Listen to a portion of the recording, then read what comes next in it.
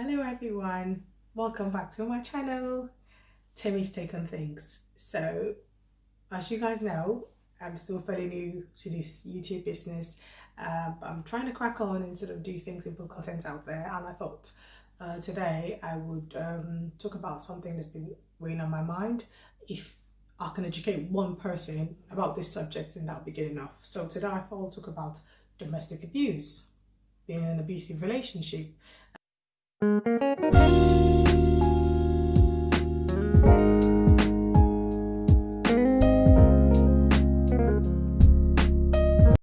is one of those subjects that people do not really want to talk about. I can understand why they don't, because it's a bit touchy feeling, and most people who've been through it felt traumatized by the experience and not want to sort of relive it by talking about it. And also people do get judgmental. You know, people like to play the blame game, where they point fingers and say, well, you must behave a certain way for you to get abused. So what I'm sharing today, guys, is my take on it, my experiences of it, what I know about it, and I'm quite happy to hear what other people have been through and suggestions on how they power through it, the sort of support that they got, and if anyone is interested in getting help, recommendations of what sort of help they can get. Nothing is too small in the case of domestic abuse. Every abusive behavior counts. It is major, because it does not just affect you physically, sometimes it affects your mental well-being, it affects everything around you. So there is no big or small, there's just different levels as to how people have dealt with it and how they're dealing with it moving forward. Second said, I'm going to go straight into it. Before I go into it, actually, I'm going to do a definition of domestic abuse according to Women's Aid UK.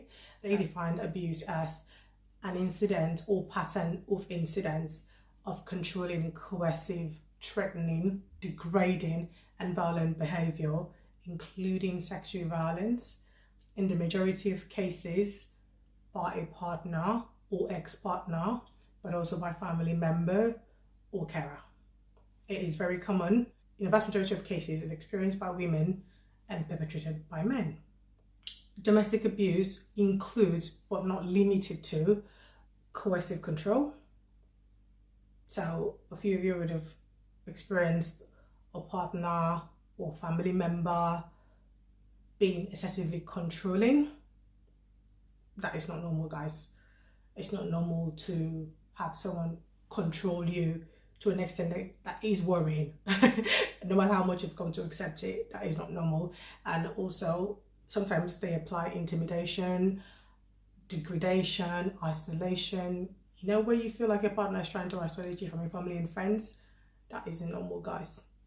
That is totally not normal, because if someone wants to control you, they need to take away all the external influences and leave you standing alone, where you have no support. That's how best the control works. Where they know that no one else can get to you, then they can act and control you. So that is totally not normal. And then it's mostly the use or the threat to use force of physical or sexual violence. These factors, the coercion, control, degradation, isolation, these are things that you need to be wary of. If you're in a relationship where you feel any of these things happening, where you feel like there's a full force of control, where you feel like your partner is very degrading, where you sort of feel like he says or brings you down all the time, or she brings you down all the time, depends on whatever the case is. It's a two-way street, guys. It goes both ways. So if you feel any of those things, guys, you're in an abusive relationship. I used to ignorantly think that domestic abuse was only physical. I do not even know why I was that stupid. So you hear these horror stories of people being in abusive relationships, and you hear of the physical part of it. You hear that a man's beat up his wife, a boyfriend's battered his girlfriend, and you think, oh, that never happened to me. No, and for some reason you just feel you're immune. You're not prone to being in this sort of relationship. You think you don't know anyone that can behave that way, and you just sort of feel exempt, is the word. You feel exempt from it. Well, I'll tell you that now.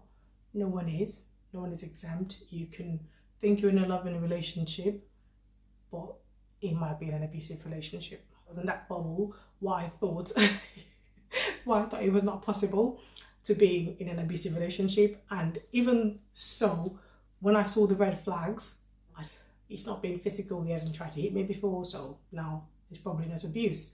How deep in that ignorance I was, finally asked for help, you know, in that relationship, because the full consultation where they were going to talk to me about what sort of feelings I had, what my situation is, and I was talking about things, and she was asking me questions about just to sort of determine the level of risk I was in. And she was asking me these questions, and she said, if you're answering yes to any of these questions, then you're most likely in an abusive relationship. And she kept asking me these questions, and I kept answering yes to most of the questions, and I thought, oh my God, it dawned on me. So this is how it gets. You can be in it and not even realize that you're in an abusive relationship. That's how bad it gets. So I'm going to try and take away the ignorance that I had. For anyone who's in doubt as to what a domestic abusive relationship is, it's not based only on physical abuse. I mean, it doesn't just have to hit you for you to be in an abusive relationship. There's other kinds. There's financial abuse, there's psychological and emotional abuse, which I think is the major one, because you know where physical abuse means that someone actually physically harms you, bodily harm, and sometimes you can heal from that, can't you? You can definitely heal from physical wounds. Emotional or psychological abuse, which is what the really clever perpetrators use, it's that sort of abuse where they try and break your mind, break your spirit. Sweetheart, to come away from a broken mind and a broken spirit, it takes the will of something divine. If you believe in God, it takes the will of God. If you believe in a higher power, whatever it is that you believe in, you literally need to get strength from there. It's one of the worst kinds of abuse to get over, a broken spirit, a broken mind, because it's very invasive. It's how they sort of break you down without you even realizing that they're doing it. So you tend to begin to think that you are the problem. You tend to begin to think it's all your fault, because this is what the perpetrator wants you to think. And by the way, guys, I'm not saying this sort of abuse only happens with a partner. Most times, emotional and psychological abuse happens with families as well, with your parents, with relatives. This is sort of abuse that happens with them, because where they sort of make you feel like you're not good enough in a certain way, and then you start to believe, they say it long enough, and then you start to believe it, start to think less of yourself. That's what the problem is. Domestic abuse includes, but not limited to, coercive control pattern of intimidation, degradation, isolation, control, with the use of threat or physical or sexual violence, psychological and emotional abuse, which I've just got into, financial or economic abuse, harassment or stalking, online or digital abuse. You don't necessarily have to experience all of these aspects of it to be in an abusive relationship. One's enough. If you're experiencing the financial aspect of it, that is enough. That is strong enough to declare you to be in an abusive relationship. If it's just the emotional and psychological aspect, which is even more insidious, like I said, guys, because that's the part where you start to doubt your own sanity. You start to think less of yourself every second, because they get into your head like that, try to degrade you, try to make you feel small, you know, sort of corner you into a box. So in my opinion, that's the worst one. People leave a physical abusive relationship a lot quicker than they leave an emotional abusive situation, because I mean, there's so many times it can hit you before you think it's going to kill you, and eventually you run. With emotional and psychological abuse, oh, it takes a while, baby. It takes a while for you to realize that you are in that place. It's a slow but damaging process. So it takes a long time for you to actually come to terms with the fact that this is happening to you. And by the time you get to that point, you're so far gone into it that, because you get to that point where it has to become normal. This is the trick of the mind here. You're so far gone. You've been gaslighted for a long time, and for those of you who have never heard the word gaslighting before, it's means where the perpetrator tries to undermine your sanity by making you feel something is not what it seems, you know. So it's constantly telling you the things that make you question your own sanity. I don't know if you guys are hearing the depth of how crazy these things can get. If someone's gaslighting you, they could tell you a blatant lie, you know, like a lie that you feel in your gut that this person is lying, but they say it to your face, and for some reason you cannot contest it. You don't want to contest it for the fear of hurting their feeling, and because you're doubting your sanity, you're doubting your sense of reasoning. It might be even things that you're actually sure of, but they make you doubt yourself. So when you start to doubt yourself, that's the point where you start to worry and think, oh, okay, all right, this can be right, this can be right. So emotional, psychological abuse, in my opinion, is the worst kind. I've experienced some form of domestic abuse. I will tell you the things that it does to you. So other than the fact that I've been hammering on about what it does to you psychologically, where you start to doubt your own sanity, where you lose your self-esteem, you become depressed. Well, you know how someone keeps drumming into you and saying you're not good enough, you're not who I want, no one else would want you, compare you to the worst experiences of your lives, and tell you things that just sort of degrade you and make you feel small constantly. Even if you're not, and a few people that know me sort of know that I'm really strong-willed. I can very strong, you know, deal with my emotions well, if I can say that. And then you feel nothing can touch you. You feel like you're quite capable to deal with things. And then you get into a relationship with someone that just wants to suck the life out of you. We get into someone that just wants to suck the life out of you because of their own emotional struggles or their own mental health, or for whatever reason. But instead of admitting that they've got a problem, they're going to project it on you. So they channel all that negativity into you, channel all that ill feeling, and constantly drum into you that you're not good enough. That's a dark place to be, where someone constantly tells you that you're not good enough, that you're not worthy.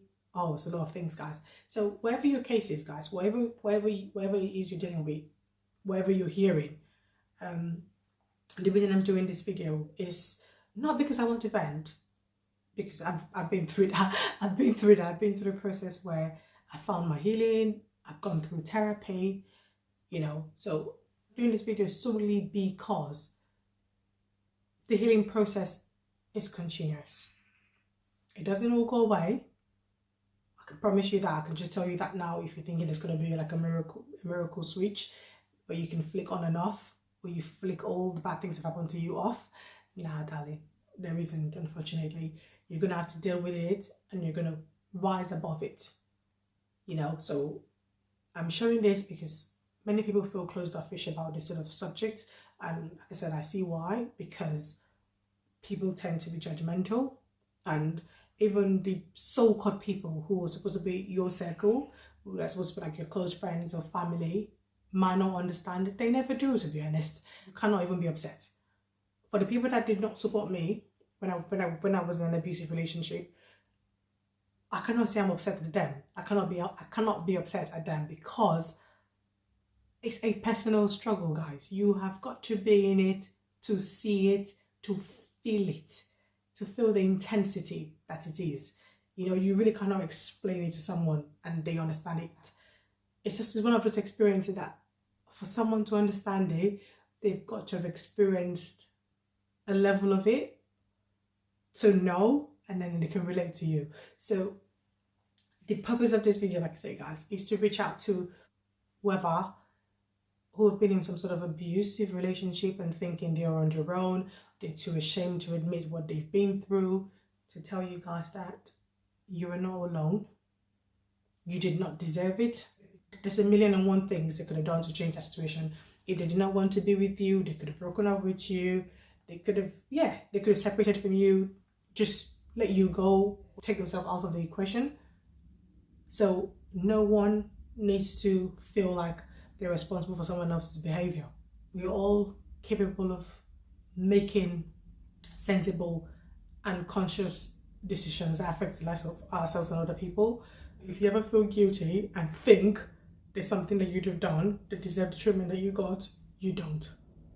And you can get help to come out of it. I'm pleased with how much help and support is out there now, guys, because if you're in that sort of relationship and you're thinking about the judgment, you would not come out of it. If you're in that place where you think that these things, part of these things I've listed, don't check right, like your partner is extremely controlling, they're very forceful, they're very physical with you, they're emotionally and psychologically abusing you, financially abusing you, so that could be restricting you from spending or earning money. That is an abusive relationship, guys. And so you know what the point is now. If you're in an abusive relationship, you've got to be careful the people that you go to. I'm from a culture where if your relationship does not work, quick to point fingers and say it is you. And because of that, people don't feel comfortable to talk about these sort of problems. They don't feel comfortable to tell people that they're in an abusive relationship because of fear of judgment. People are going to think you're doing something wrong. People are going to think, oh yeah, you're definitely the cause of that. They're not going to give you courage to confront your fears and pull yourself out of that unacceptable situation. They're going to tell you, pray. I am not against praying, guys. In fact, in my abusive relationship, the thing that got me through many days was prayer. I was praying for the relationship to hold. I wasn't praying for my mental health, the strength to be able to come out of what I was in, because there was no miracle there. I couldn't change this person. My prayers couldn't change them, because something I realized about change is they have got to want to change. They have got to want the change as badly as you want it for them. You cannot change a person. I mean, you can't change a child, for Christ's sakes, let alone a grown man or woman. People point you in the wrong direction. Oh, you're not praying enough, they say. Oh, you've got to pray enough. You've got to be more submissive. You hear all this advice. And like I said, this is coming from my part of the world. Well, my part of the world, I'm Nigerian, and it comes from that place where women are brought up to be very submissive, very enduring, very accepting of things, regardless of how it makes them feel. So it's more like suppress the woman's needs as opposed to the man's. So I spent nights, instead of praying for my well-being, praying for the strength to pull through the emotional wreckage that I was praying for this person who was slowly damaging me. You think about it now, you think, how did they work out that one? How does that look? How is that even logical? But this is it. This is how it is. Men are supposed to be like up there, and then women are supposed to be down there. So even though we're down there, we'll still take on all the crap that comes with a bad relationship and take it all in and still be normal. How do you live with that? So I struggled. I felt out of place because I was talking to the wrong people. You know, I was taking my problems to the wrong people. I was talking to people who could not support me, not because they didn't want to, but because they are from that sort of upbringing as well. They're from that place where they don't know better. So they advise you based on their own capacity of understanding, which is not necessarily a bad thing, but that was not the support that I needed. So what I'm saying here, guys, is if you are going through or living through an abusive relationship, you have to be careful with the people that you speak to, because that plays an important role in terms of the help and the support that you will get moving forward. Otherwise, you're going to be in a bad situation, and talk to people who don't know better, who would encourage you to remain in a bad situation. At the end of the day, there's a saying that he who wears the shoe knows where it pinches. So it's your shoe, it's your feet in it, so you can decide how badly you want to take it off or keep it on.